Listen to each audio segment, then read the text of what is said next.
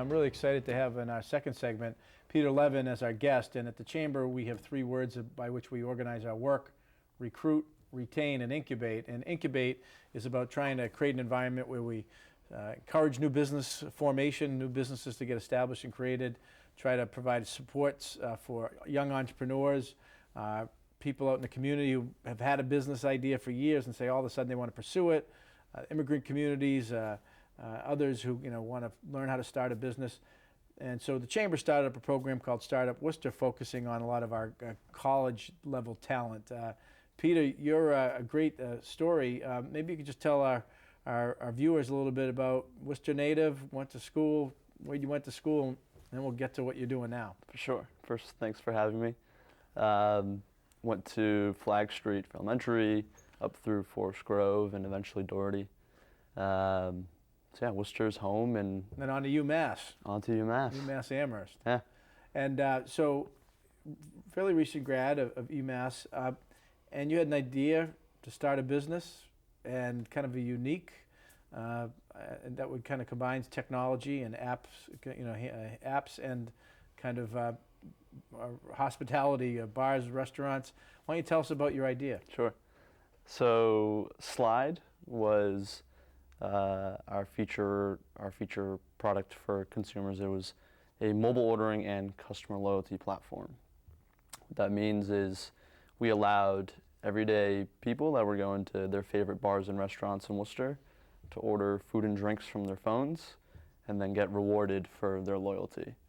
On the other side, we gave merchants, the owners of these restaurants and bars, the capacity to accept those mobile orders, and then a whole suite of tools to house those analytics, reach out to those customers, and ultimately bring a new form of revenue online.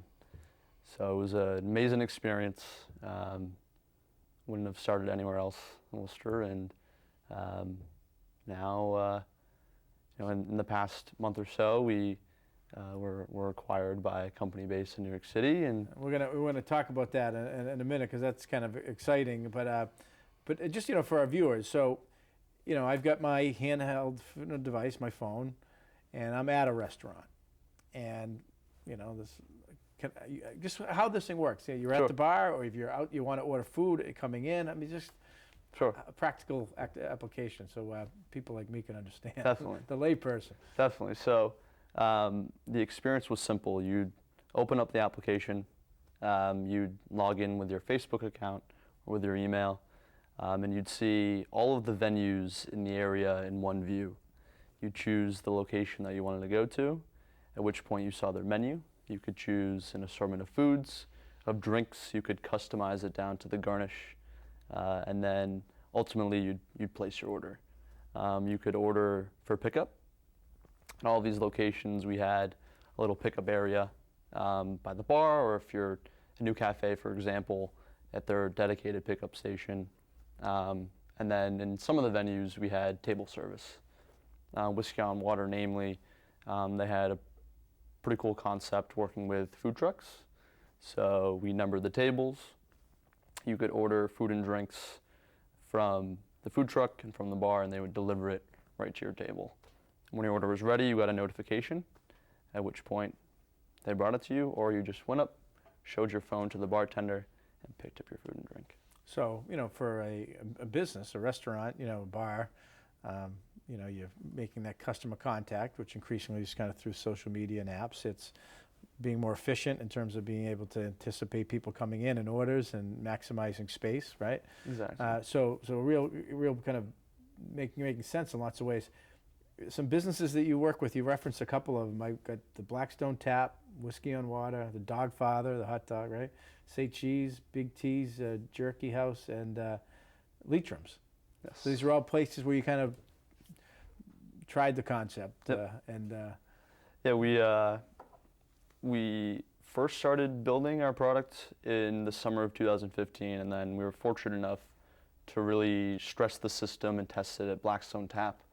That was right down in the Canal District on Water Street, yep. Right? Yeah. So Jeff let us really test and worked with us from concept through conception, really pointed out some pieces of the tech that needed improvement, made sure that our efforts were really focused on solving some of the fundamental problems. After launch, we learned a lot, right? As we had more customers and people really stressing the system, we were able to iterate and make improvements so that the system was seamless and super easy to use, and ultimately made for an experience that was frictionless. So again, was an awesome experience, and without people and owners like Jeff and the great guys on Water Street and at New Cafe, I mean, we learned so much from them, and really those insights are what guided our design priorities and our developments. And you were selected to be part of Startup Worcester, our second cohort, kind of a competition, business competition.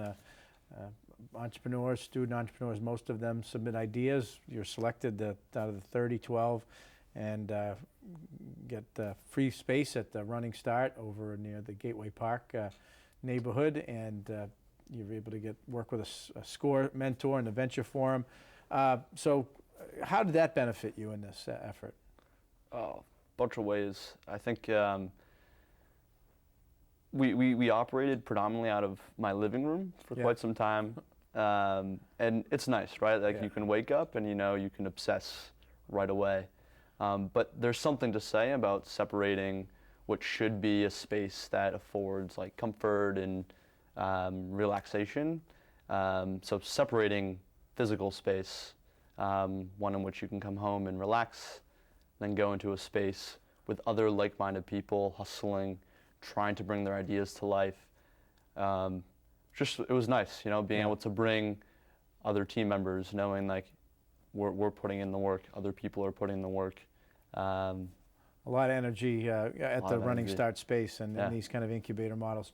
We got just a minute or so left, but the exciting piece is you took this concept, interfaced it, took the technology with the operational, melded the two together. Somebody's been watching you, and you acquired. The company was acquired. Yeah, I mean it's so many emotions, right? Exciting, relieving. Just goes to show when you have a couple guys that believe deeply in a mission, and you build something that solves this enduring problem, that there could be something interesting to build out of it.